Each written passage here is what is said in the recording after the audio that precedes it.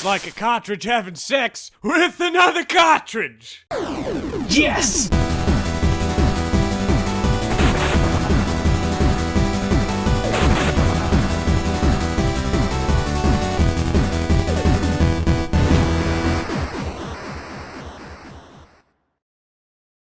The Legend of Link, a Zelda to the past. Wait.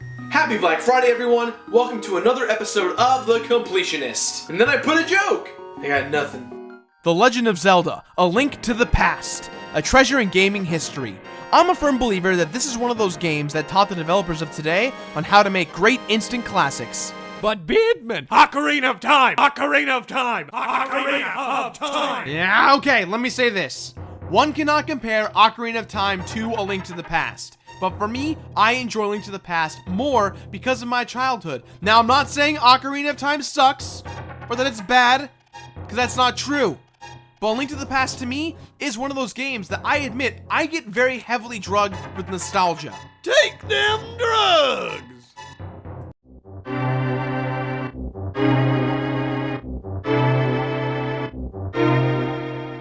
This Zelda game is a prequel to the first two Zelda games that were on the original Nintendo. Like in most Zelda games, our story takes place in the land of Hyrule.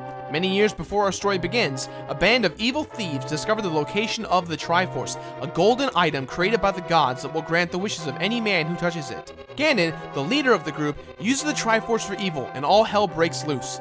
The 7 sages of Hyrule then come together and seal away Ganon into the Dark World. Now in our current time, a mysterious wizard named Agamemnon?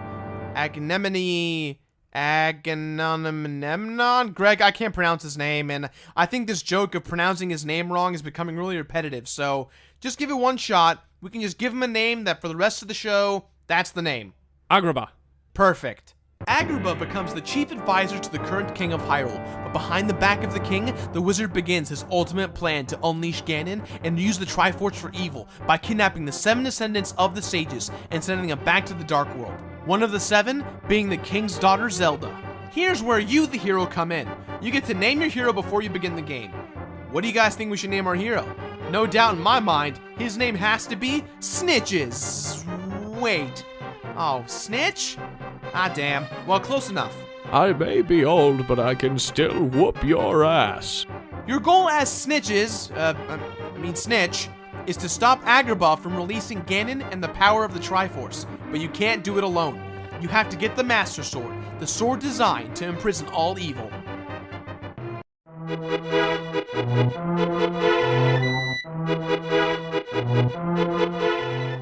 So you have to remember, prior to this Zelda, we had The Legend of Zelda and The Adventures of Link, which everyone can agree it was not the greatest game ever. It did well, and yeah, it was kind of fun, but the presentation was drastically different than the original. Most people don't even consider it to be a Zelda game.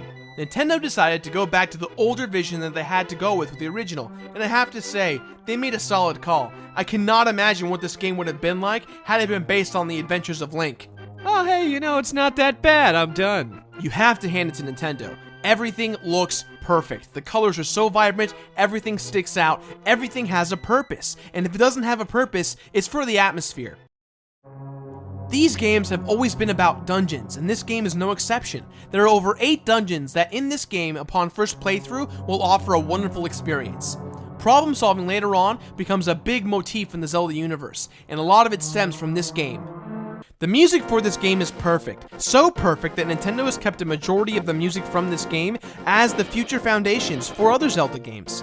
Yes, some songs were taken from the original first Zelda, but a lot of the songs from the future franchise stem just from this game. The character models are really cool looking in this game, a ton of great cameos. You've got your creepy Mexican uncle, a monkey that looks like Chon Wang, and even E.T.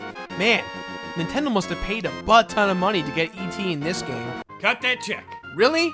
Yep, just cut that check. Okay, so he's in the game for 2 minutes and he gives you a bottle, but then he goes back to sleep. Worth it. Cut the check. Just cut that check. Okay, so he kind of looks like E.T. Maybe a little, but is he really worth paying $500,000 for? We can save E.T. with this cameo. The movie came out years before this game did. I can dream, can't I?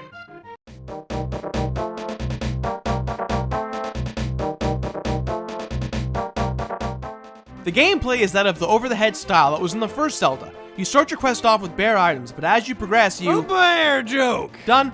Nope, that's it. What? I'm done. I'm done with them. No more from here on out, Greg. No more. But you said you wanted more bear jokes. So sick of them. They take up so much time on the show. The episode was 4 weeks ago, Greg. 4 weeks ago. Bears! As you travel through the land of Hyrule, you get equipped with an awesome arsenal of weapons that you will need in order to solve a lot of these puzzles, and the game does a great job keeping you guessing as you progress. My absolute favorite thing to come from this game has to be the Pegasus boots. These boots help you dash really fast, and one of my favorite things to do was to just run into people, trees, enemies, without any regard for their or my own well-being. Ah, who am I kidding? Animal abuse is the best aspect of this game.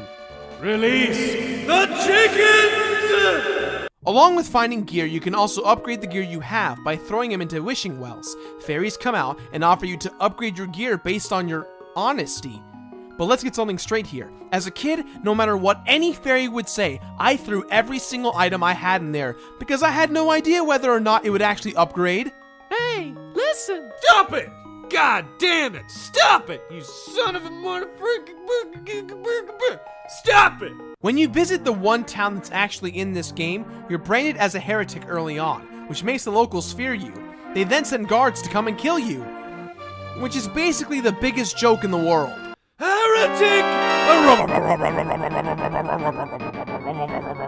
Heretic!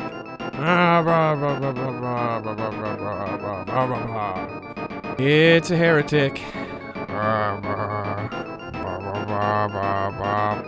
When you kill enemies, they drop items such as hearts, bombs, arrows, or rupees. Rupees are your currency. Early game, you'll feel like you'll need them, but by end game, you'll have more than enough, especially since in the early game, you had bought all the big items you needed, like the Zora Flippers. In the originals, in order to upgrade your life bar, you had to find fairies or find a whole hidden heart somewhere. In Link to the Past, it involves you in finding 4 pieces for 1 heart, because like Mega Man X, Nintendo wanted to give the idea of growth within the game, making you feel like you're actually getting stronger. After you get the Master Sword, you must storm Hyrule Castle in order to save Zelda from Agrabah. When you storm the castle, he sends Zelda to the Dark World, making his last step of his plan come through, and he sends you there as well. From here on out, you can now travel in between the Light World and the Dark World.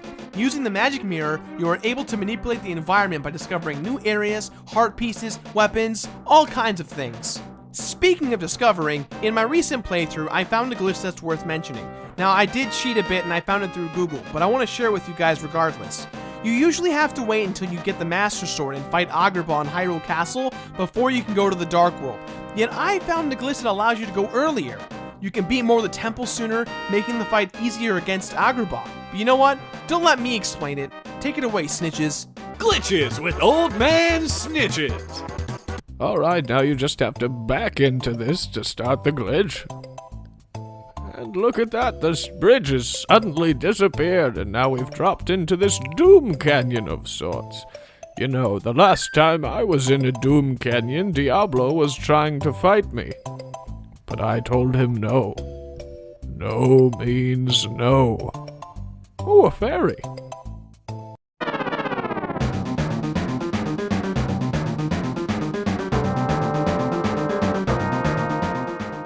You freed all the descendants of the sage. You stormed the evil castle in which Ganon has been sealed away. You've slain Agrabah. What's next? Obviously, the only viable option. Kill Ganon and restore peace to the world. You know, when I was younger, this boss fight was really hard, but now I can do it with my eyes closed. All in all, Ganon is a great button to a great game. Although a part of me wishes there was another form that made the last boss more difficult. Or perhaps a secret boss. Or a secret boss. Or a secret boss! Awesome! That sounds... I'm gonna write awesome. The Legend of Zelda, Link to the Past. Do I really have to say anything more? Completed! That's all the time we have for today, guys. So please leave a positive or negative comment in the boxes below. Also, don't forget to leave game suggestions, and don't forget to turn in your submissions for the I Believe in the Beard competition. If you want to win a collector's edition of Skyrim for PS3 or 360, do that before November 30th. That's a week from Wednesday, so you've got less than 7 days. I will announce the winner next week here on the show. Have a safe Black Friday, And good luck on those deals. Don't die. Now, if you excuse me.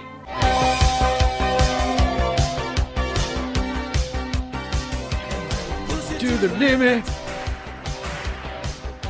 Walk along the razor's edge.